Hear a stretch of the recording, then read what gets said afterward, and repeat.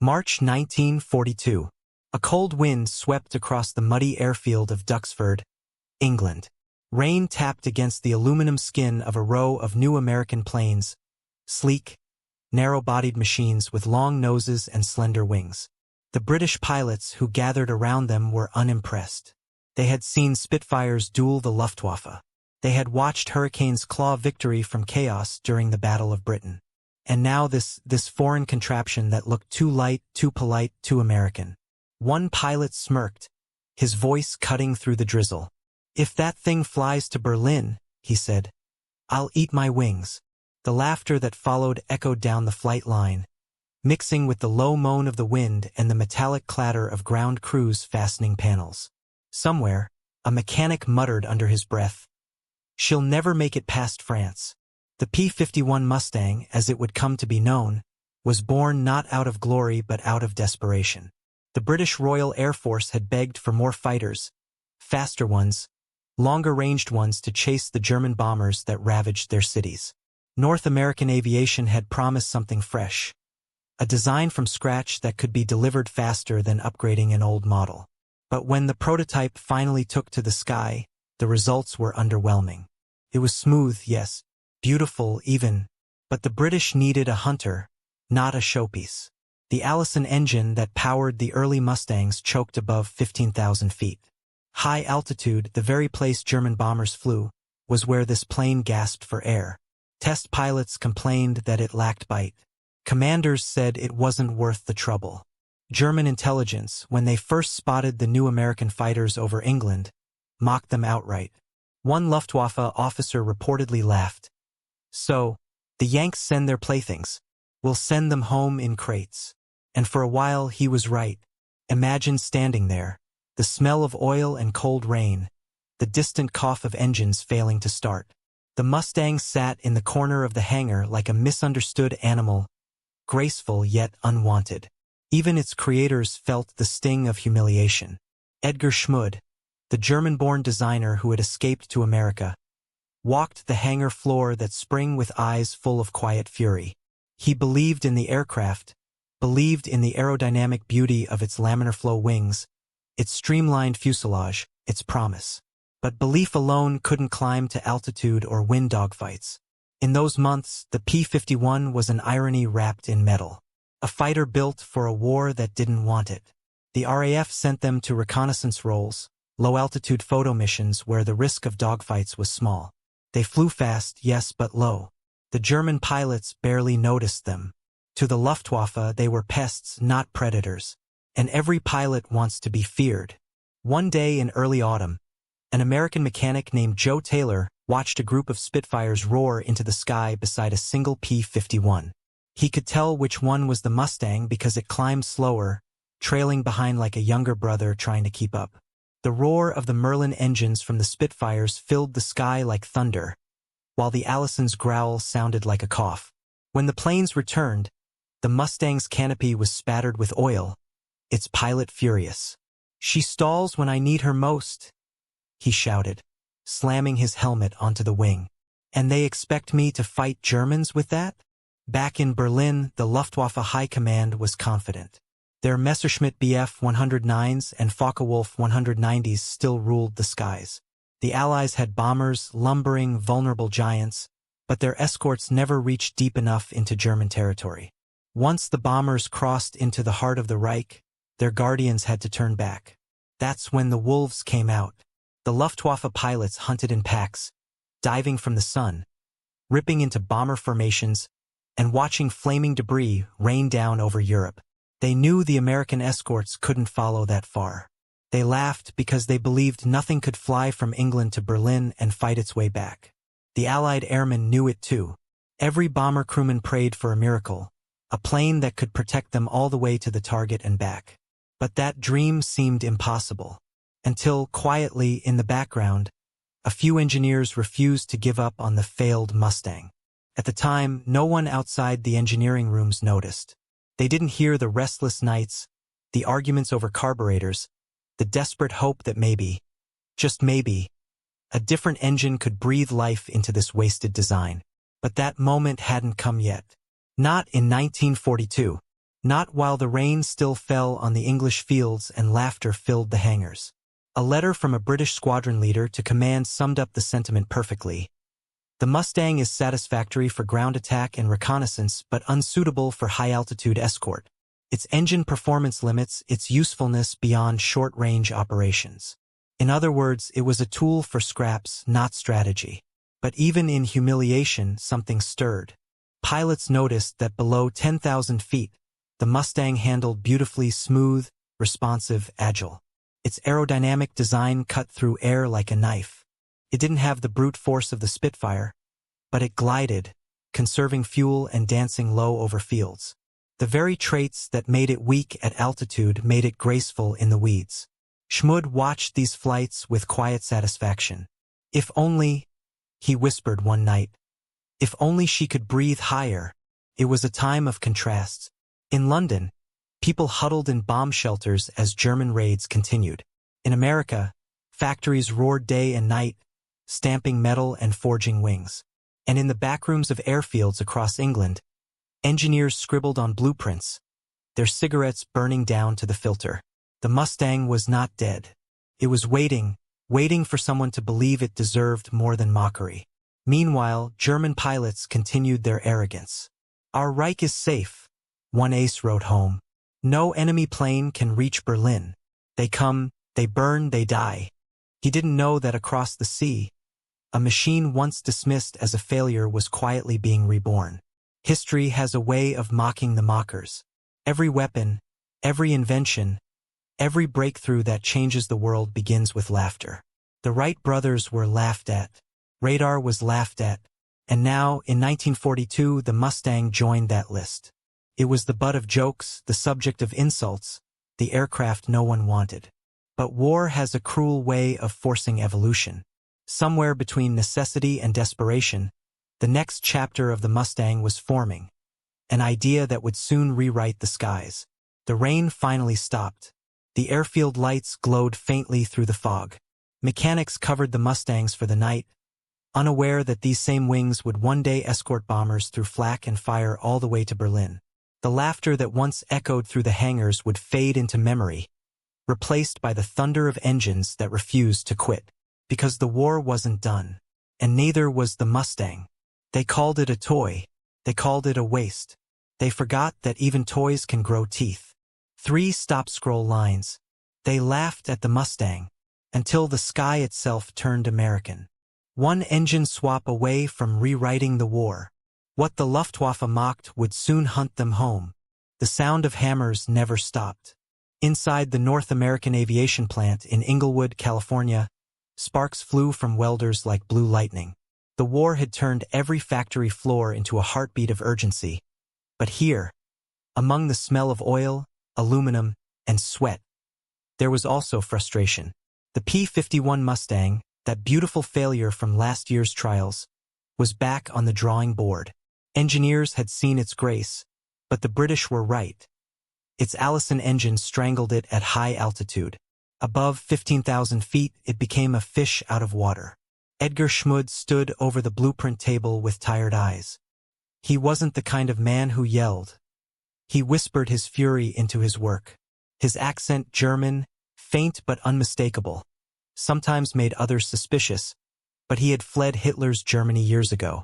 Now he was the architect of a machine meant to destroy the Luftwaffe he once knew.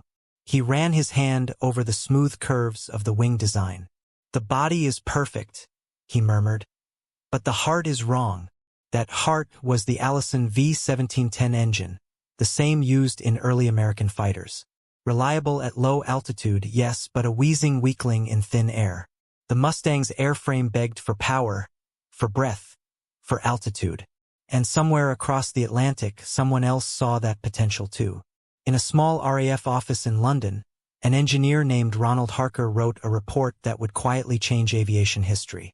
After testing the Mustang in British service, he noted, "This aircraft's airframe, if fitted with a Rolls-Royce Merlin engine, would be superb." The Merlin, the same roaring heart of the Spitfire, was everything the Allison wasn't: powerful, responsive, alive. That note crossed desks, traveled oceans, and landed on the table of North American executives. At first, the idea seemed mad. An American fighter, powered by a British engine? Politics alone could kill the proposal. But Schmud didn't care about politics. He wanted perfection. By the summer of 1943, the first experimental P-51B was being fitted with the new engine. The transformation was immediate. Mechanics who had cursed the Allison model now leaned in with awe as the Merlin coughed, rumbled, and then screamed to life. The hangar vibrated. The air shook. The roar was deeper, hungrier. An entirely different animal had been born. The first test flight took place on a clear morning in August. Test pilot Bob Chilton climbed into the cockpit, the smell of fuel sharp in his nose. "Let's see what you've got," he said, flicking switches.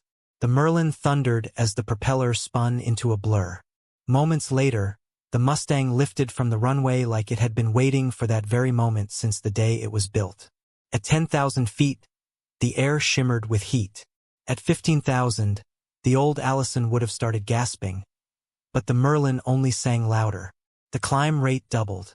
The top speed jumped past 430 miles per hour. When Chilton landed, his grin said everything. "Gentlemen," he shouted, "this one can dance with angels." Back at the factory, word spread like wildfire. Engineers hugged each other. Schmud said nothing, only nodded once and stared at the prototype like a proud father who had finally heard his child's first words. The Mustang had found its soul. But perfection always demanded sacrifice. Production needed to be scaled fast, hundreds, then thousands of airframes. Factories worked through nights. Pilots trained in freezing winds, learning how to handle the new torque, how to ride the raw power of the Merlin. The new P-51BS and CS, nicknamed Mustang Mk3 by the British, were finally what the Allies needed: long range, high altitude, and brutally fast. Still, not everyone believed. In Washington, some Air Corps officers doubted whether it could handle deep escort missions. They pointed to fuel range, to fragility, to untested systems. The B-17 flying fortresses were already dying by the hundreds over Europe, and no one wanted to promise false hope. "You can't just build a savior out of blueprints," one general said. "It has to prove itself in blood." That proof came over France. Late 1943, a formation of B-17s lumbered toward enemy lines. Above them, for the first time, a flight of Merlin-powered Mustangs sliced through the air. Their polished aluminum caught the sunlight, flashing like silver swords. Enemy radar picked them up, and soon a pack of Messerschmitt Bf-109s dove from the clouds. The German pilots expected the usual slow escorts, easy kills. But when they leveled out, the Mustangs didn't break. They climbed. Fast. Too fast. What followed was chaos. The Mustangs turned inside their pursuers, their machine guns spitting fire. One Messerschmitt burst into flames before it even lined up a shot. Another tried to dive away but found a Mustang still behind him, chasing all the way down. Over the bomber radios came a stunned voice. "Those new Yanks, they're keeping up with us." By the time the smoke cleared, the bombers were still flying. The Luftwaffe had lost 6 fighters. The Allies lost none. For the first time, German pilots were the ones whispering, "What was that plane?" That single victory changed everything. It wasn't just a tactical success. It was a revelation. A fighter that could climb with a Spitfire, run with a 190, and fly 500 miles beyond any Allied escort before it. The Mustang was no longer an underdog. It was a prophecy fulfilled. But behind the glory were the unseen costs. Pilots died testing range-extending fuel tanks that sometimes exploded under stress. Engines seized mid-flight. Some Mustangs went down in training, their wreckage burning in distant fields. Every advancement had a price, and the men who flew knew it. One test pilot, before his final flight, scribbled in his logbook, "If she holds together, she'll end the war." He never came back, but his aircraft did, and the data from that crash fixed a fatal flaw. Meanwhile, in Germany, reports began to reach high command. New American escort fighter, extraordinary range and speed. Luftwaffe ace Adolf Galland read one and reportedly frowned. "If they can escort their bombers to Berlin," he said, "then we have already lost." By late 1943, That possibility didn't sound impossible anymore. The P-51's new range tanks allowed it to reach deeper than any fighter before. Airfields buzzed as pilots prepared for longer and longer missions. They painted names on their aircraft: Old Crow, Big Beautiful Doll, Detroit Miss. Each one a symbol of personal pride in a machine once laughed at. And yet, amid the triumph, tension hung thick. The weather was brutal, the missions endless, the losses still high. Pilots wrote home about frozen cockpits, about friends who vanished in clouds of tracer fire. But they also wrote about belief, about the feeling of escorting bombers over enemy territory and seeing German fighters turn away instead of attacking. The Mustang was proving itself not just as a machine, but as an idea that courage and innovation could outfly arrogance. Every new sortie pushed the boundaries farther east. Paris, Leipzig, Hanover, and soon, the word everyone whispered, Berlin. Still, the engineers refused to celebrate. Schmud stood again at his drafting board, sketching small improvements, cooling lines, canopy tweaks, fuel balance. Not yet, he said quietly. Not until they come home, because that was the real measure of success. Not how far the Mustang could go, but how many lives it could bring back. And so, the question hung in the air like the contrails over Europe. If this new machine could indeed escort bombers all the way to the heart of the Reich, would the Luftwaffe's reign finally end? The Mustang had fought through ridicule, through mechanical failure, through death itself. It had found its power. But could it endure the fires of Berlin? The world was about to find out. February 1944. Dawn broke over the English countryside in streaks of pale gold and gray. In a sea of frost-covered runways, the thunder of engines shattered the silence. The 8th Air Force was preparing for another strike deep into Germany, this time toward Leipzig. Hundreds of bombers lined up, their propellers slicing the morning air into a storm of motion. Above them, circling like hawks, were the new P-51 Mustangs. Their sleek fuselages gleamed silver against the sky. To the bomber crews looking up from their cockpits, they were angels, fast, fearless, and finally able to follow them all the way. For months, the bombers had flown into the heart of Europe only to be torn apart by German fighters once their escorts turned back. The sky over Germany had become a slaughterhouse. The Luftwaffe dominated that space until now. When the Mustang appeared in force, the hunters suddenly found themselves hunted. As the formation crossed the channel, condensation trails began to paint long white scars across the blue. The radio crackled with voices. Stay tight. Throttle steady. Watch for bandits. Below, the earth turned from the gray fields of France to the black forests of Germany. The air grew thinner, colder. Pilots adjusted their oxygen masks, breath hissing through rubber tubes. Then the warning came. Sharp, urgent, almost triumphant. Bogies 11 o'clock high. They came screaming down from the sun. Dozens of Messerschmitt Bf 109s and Focke-Wulf 190s, diving fast, engines howling. For years this tactic had worked flawlessly.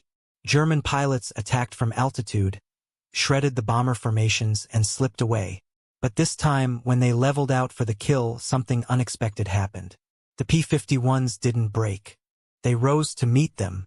Captain Don Gentile of the 4th Fighter Group was one of the first to engage. He rolled his Mustang, nicknamed Shangri-La, into a climbing turn and met a German head-on. Tracers ripped past his canopy, red and green sparks flashing like fireflies. He squeezed the trigger. 6.50 caliber Brownings thundered in unison. The Messerschmitt exploded into a cloud of smoke and flame, tumbling downward through the bomber stream. Splash one bandit, Gentile reported calmly, but his voice trembled with adrenaline. For the first time in the war, the Luftwaffe's dominance cracked. The Mustang could climb with them, turn with them, chase them, and it could stay in the fight for hours. As the bombers pressed on toward Leipzig, the Mustangs stretched their range farther than any Allied fighter had before.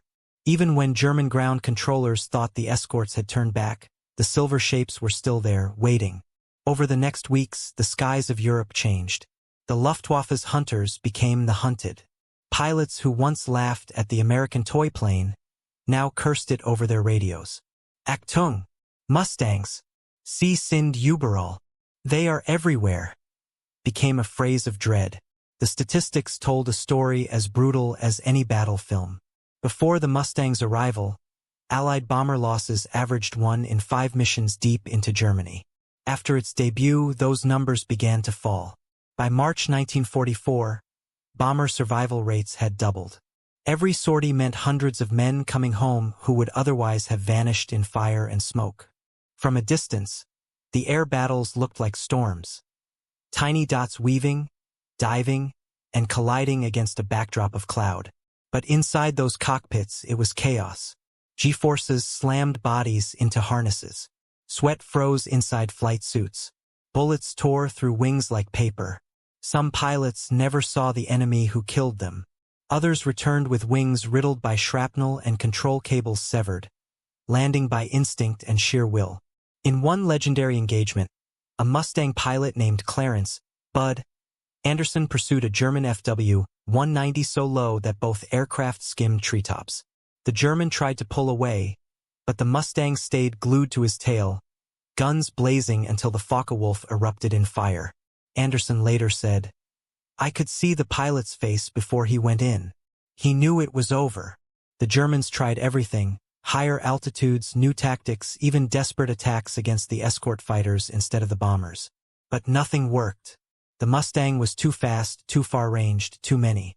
The Allies began to send them on fighter sweeps ahead of the bombers, clearing the sky of enemies before the heavy formations arrived. For the Luftwaffe, it was a nightmare. Every day, more experienced pilots were lost, replaced by green recruits who barely knew how to fly. By April, the Mustang had reached what once seemed impossible: Berlin. It wasn't just a mission, it was a statement. American and British crews had dreamed of this for years, to strike at the Nazi capital under the protection of their own escorts. As the bombers crossed into the city's airspace, anti-aircraft guns erupted, filling the sky with black bursts of flak. Through the smoke and chaos, Mustangs darted like falcons, breaking up German interceptors before they could even close in. Below them, Berlin burned. Above, contrails twisted into a tangled white web. A radio transmission crackled across the airwaves. "Little friends, we made it to Berlin." The phrase became legend among bomber crews. It meant they were no longer alone. For the Germans, it was the sound of inevitability. Adolf Galland, one of the Luftwaffe's most respected aces, later admitted, "When the Mustangs appeared over Berlin, the war was lost." He wasn't exaggerating. Within months, the Luftwaffe's strength collapsed. The Allies had achieved what once seemed impossible: air supremacy over Europe. The transformation wasn't just technological. It was psychological. The Mustang represented a reversal of fate. The same aircraft that had been dismissed as weak was now the scythe of the sky. Pilots who once felt doomed on long missions now believed they could survive. Confidence returned. Morale soared. And the bombers, those lumbering fortresses, finally fulfilled their purpose, striking at German industry and infrastructure without being annihilated. The numbers told the final truth. By mid-1944, the P-51 accounted for nearly half of all enemy aircraft destroyed by the U.S. Army Air Forces in Europe. Its range, more than 1,600 kilometers with drop tanks, meant no target was safe. Every mission extended deeper into the Reich, every sortie another nail in the coffin of German air power. Imagine the scene over Germany in those months. Sunlight flashing off silver wings, smoke rising from burning airfields. Radio chatter filled with both terror and triumph. The once mighty Luftwaffe aces, men who had terrorized Europe for years, were now outnumbered, outflown, and outgunned. Some refused to fly at all, claiming engine trouble or illness. Others went up and never came back. The shift was total. The hunter had become the hunted. On the ground, German civilians began to notice something strange. When the air raid sirens wailed, the bombers came as usual. But this time, streaks of bright light passed overhead, faster and sharper than before. Children pointed at them, not knowing that those silver shapes were the reason their city would soon fall silent. For the Allied pilots, victory was intoxicating but never easy. Every mission carried loss. Sometimes a wingman vanished into a cloud of black flak. Sometimes a friendly bomber drifted out of formation, burning until it spiraled down through the haze. But even then, the Mustangs kept flying, weaving through the chaos, engines roaring. They had become both sword and shield. On one return flight, a bomber radioed a simple message that summed up the turning of the tide. "Thanks to the Mustangs, we're all coming home tonight." The operator's voice cracked as cheers erupted in the background. It was the sound of survival.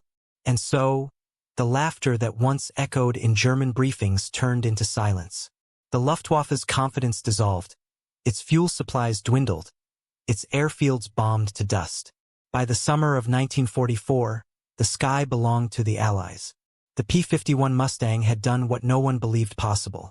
It had escorted bombers all the way to Berlin and back, and in doing so, it had broken the spine of the German war machine. From ridicule to dominance, from mockery to mastery, the Mustang's rise was more than a victory of engineering. It was proof that faith and persistence could reshape history. The roar of its engine became the sound of liberation. When the guns finally fell silent over Europe, the airfields that had once roared with the thunder of P-51 engines stood eerily quiet. Spring 1945 brought more than the scent of rain. It carried the weight of everything that had been won and everything that had been lost. Rows of Mustangs rested under gray skies, their metal skins scarred and dull from months of combat. The ground crews who had once worked feverishly through nights now walked among them slowly, as if visiting old friends. Some planes bore names painted in fading letters. Frenesy, Old Crow, Miss Helen, Big Beautiful Doll. To the men who had flown them, they were not machines. They were living things that had carried them through the most unforgiving skies in history. Berlin lay in ruins. The Luftwaffe, once the pride of the Reich, had withered to nothing but fragments. Its aces were gone. Its airfields bombed into mud and rubble. The irony was bitter. The same Germans who had mocked the Mustang now stood surrounded by the wreckage of their own air force, surrendering to the weapon they had dismissed. Captured German pilots stared at the sleek P-51s parked along Allied runways and whispered to each other in disbelief. "So this was the toy," one said quietly, tracing the lines of the fuselage with his eyes. "This is what followed us home." For the Americans, it was victory, but a heavy one. Pilots who returned from those long-range missions often found themselves haunted by the silence that followed. They had outflown the enemy, but not death. Many had lost friends to flak, fire, and the endless expanse of sky that could turn from guardian to grave in seconds. In the officers' tents, laughter came in bursts but faded quickly. Even celebration felt subdued. One pilot, James Goodson, wrote home after the war ended, "They told us the Mustang was a machine. They were wrong. She was a companion. She took us into hell and brought us back. And when we landed, she sighed like she was tired too." The Mustang had done what no one thought possible. It gave the Allies complete air dominance over Europe. By escorting bombers to Berlin, it had cut the heart out of German industry and crippled the Luftwaffe's ability to fight. It shortened the war, saved countless bomber crews, and helped make the invasion of Normandy possible. But its greatest victory wasn't measured in statistics. It was in belief. The belief that something once dismissed, once mocked, could redefine the fate of nations. After Germany's surrender, many Mustangs were grounded, their engines silent, their missions over. Some were shipped back to the United States. Others were scrapped for metal. A few were repainted with bright colors and sent to airshows. Their once deadly purpose turned to spectacle. Yet among the veterans, the legend grew. They spoke of how the Mustang changed everything, not just in air combat, but in spirit. It was proof that underestimation is the first step toward defeat. For the British, the irony cut deep too. They had once tested the prototype and deemed it unfit for high-altitude flight. Now it was the savior of the very bombers they had built. The Rolls-Royce Merlin engine, born from British ingenuity, had found its perfect partner in American design. Together, they had created a hybrid masterpiece, a symbol of Allied cooperation that went far beyond politics or pride. In the months after the war, German engineers were invited to examine captured Allied planes. They studied the Mustang closely, tracing its laminar flow wings, its smooth aerodynamics, its unmatched range. Some admitted reluctantly that it was the finest piston-engine fighter ever built. One report from a former Luftwaffe test pilot simply said, "This aircraft is the final word." And yet, for all its triumph, the Mustang also carried ghosts. Too many pilots never returned. Some disappeared into the gray over the North Sea. Others crashed in flames over Berlin or Hanover. The wrecks lay silent in forests and fields, their aluminum bones slowly sinking into the earth. Children would later find fragments, bits of wing, a cracked gauge, a bullet-riddled panel, and wonder what stories those pieces had seen. In the years that followed, aviation advanced rapidly. Jet engines arrived, making piston fighters like the Mustang seem ancient overnight. The P-51 found new life in Korea, still outmatching early Soviet jets through agility and grit. But by the mid-1950s, it was finally retired from frontline duty. What remained, though, was its legacy. It became a symbol, not just of engineering excellence but of redemption. There was a kind of poetry in its journey, from mockery to masterpiece, from too weak to too dominant. It had mirrored the human condition of war itself, born in doubt, hardened by loss, and perfected through sacrifice. The laughter that once filled hangars in 1942 had long since died out, replaced by reverence. Even the Germans, who once sneered at its design, later honored it. Former ace Johannes Steinhoff remarked years after the war, "The P-51 was the finest aircraft of the conflict. When I saw them escorting bombers over Berlin, I knew our time was over." On American soil, the Mustang became part of the national myth. Veterans brought their stories home, speaking of the endless sky, the frozen cockpits, the smell of cordite and oil. Air shows filled with the deep growl of the Merlin engine became living memorials to the courage of those who flew. Children looked up at the streaking silver planes, unaware that their freedom had once depended on those very wings. One day in 1946, at a small ceremony in Illinois, a retired pilot was asked what he remembered most about his time with the Mustang. He looked up at the polished aircraft gleaming in the sun and said, "You never forget the sound. When that Merlin opened up, you felt it in your chest. That was the sound of hope. Hope, that was what the P-51 had ultimately given. Not just to the bombers it escorted, but to every soldier, every civilian who looked to the skies and saw that the tide had turned. The Mustang wasn't born a champion. It earned it. Through ridicule, through failure, through relentless reinvention. In the final months of the war, even as Allied troops marched through ruined cities, one could still hear Mustangs patrolling overhead, low, protective, confident. Their silhouettes were a promise that the worst was behind. When the soldiers on the ground looked up, they didn't see machines. They saw freedom itself, glinting in sunlight. Years later, when aviation historians debated which aircraft had won the air war, the answer always returned to the same truth. The Mustang changed the rules. It made the impossible possible. It didn't just escort bombers, it escorted a generation out of darkness. The war had taken millions of lives. It had broken cities, hearts, and empires. But in the ashes, the story of the P-51 stood as proof that even in chaos, brilliance can emerge.